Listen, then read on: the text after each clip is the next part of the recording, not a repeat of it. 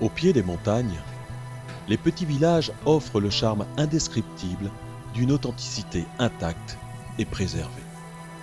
Espace minéral, cadre merveilleux d'une rencontre intimiste avec l'univers de la haute montagne. Elle invite autant à la contemplation qu'à un dialogue avec les habitants de ces hameaux perchés.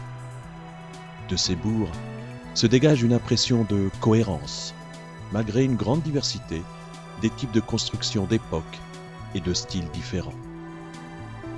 La diversité des volumes, des fonctions, des couleurs, des toitures, reflète les activités des personnes qu'elles ont abritées jusqu'à aujourd'hui.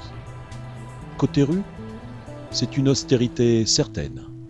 Les façades mitoyennes sont étroites et s'alignent de façon rigoureuse le long de la rue principale.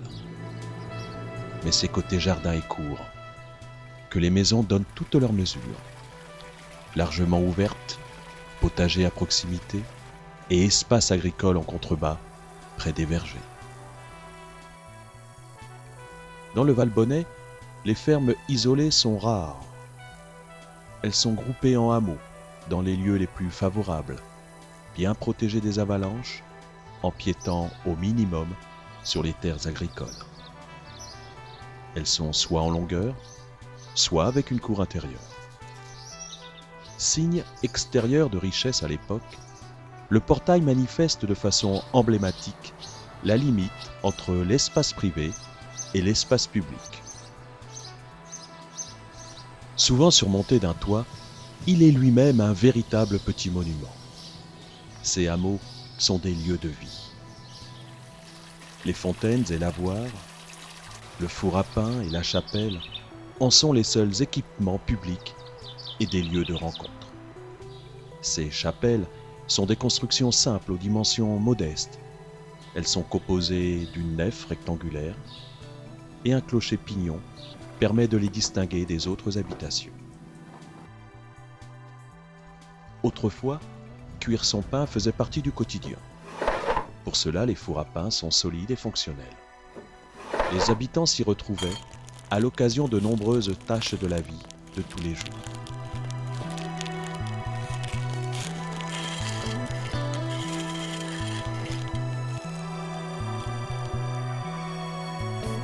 Source de vie, l'eau est omniprésente.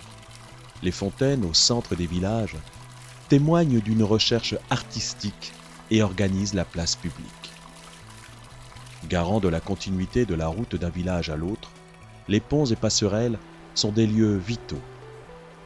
Qu'ils soient en pierre ou maintenant en bois et modernes, ils structurent désormais le paysage.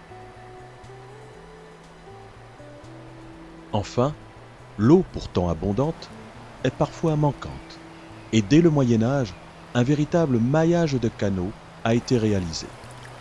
Il permet encore aujourd'hui d'acheminer l'eau jusque dans la plaine de Valbonnais et permet ainsi l'irrigation vitale.